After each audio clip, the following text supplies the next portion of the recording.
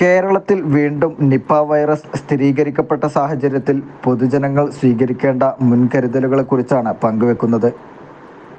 മറ്റുള്ളവരുമായി ഇടപെടുന്ന സമയത്ത് കൃത്യമായി N95 മാസ്ക് ഉപയോഗിക്കുക. സാമൂഹിക അകലം പാലിക്കുക. തുമ്മുമ്പോഴും ചുമക്കുമ്പോഴും മൂക്കും വായും മറക്കുക. കൈകൾ ഇടയ്ക്കിടയ്ക്ക് സോപ്പും വെള്ളവും ഉപയോഗിച്ച് 40 മുതൽ 60 സെക്കൻഡ് എടുത്ത് നന്നായി കഴുകുക. ഇത് ലഭ്യമല്ലെങ്കിൽ ആൽക്കഹോൾ അടങ്ങിയ സാനിറ്റൈസർ ഉപയോഗിച്ച് കൈ വൃത്തിയാക്കണം. പനിയുടെ ലക്ഷണങ്ങൾ ഉള്ള എല്ലാവരും, പ്രത്യേകിച്ച് പനിയോടൊപ്പം തലവേദന, ഛർദി, ജന്നി, പിച്ചും പറയുക, ചുമ, ശ്വാസതടസ്സത്തിൻ്റെയോ ശ്വാസം മുട്ടലിൻ്റെയോ ലക്ഷണങ്ങൾ എന്നിവ ഉണ്ടെങ്കിൽ അടുത്തുള്ള ആശുപത്രിയിൽ ചികിത്സ തേടണം. ലക്ഷണങ്ങൾ ഉള്ളവരെ പരിചരിക്കുന്നവർ N95 മാസ്ക് ധരിക്കേണ്ടതാണ്.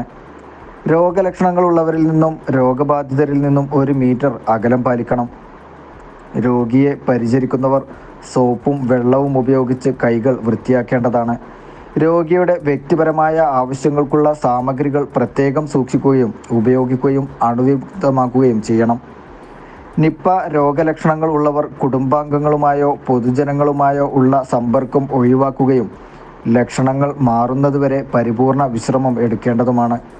നിലത്ത് വീണുകിടക്കുന്നതും പക്ഷി മൃഗാദികൾ കടിച്ചതുമായ പഴങ്ങളും മറ്റു ഭക്ഷണ പദാർത്ഥങ്ങളും ഉപയോഗിക്കരുത്.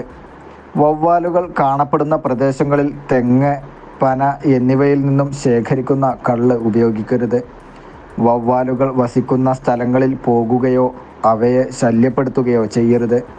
പഴങ്ങളും പച്ചക്കറികളും നന്നായി കഴുകി മാത്രം ഉപയോഗിക്കുക.